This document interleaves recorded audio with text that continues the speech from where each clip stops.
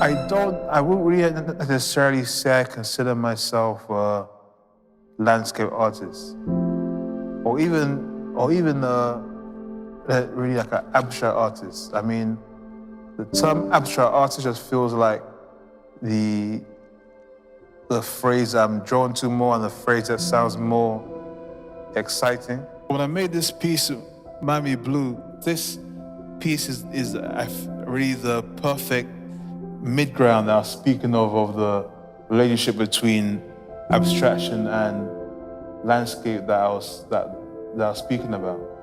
Because the ideas and the shapes and the movement that I was using very much comes from the landscape and the clouds. However, the endpoint, has created something doesn't really exist. And the way this painting came about almost feels like that. Almost feels like, I was directed on how to make each mark. The works I made in Italy, I was almost like I was making them so they were welcoming enough for the viewer to live inside.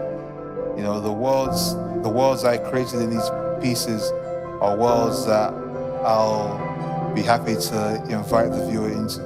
It was just great to be in a place where I couldn't rely on my old way of working and just produce work that was inspired by something else. It's nice to not always be inspired by almost like darkness.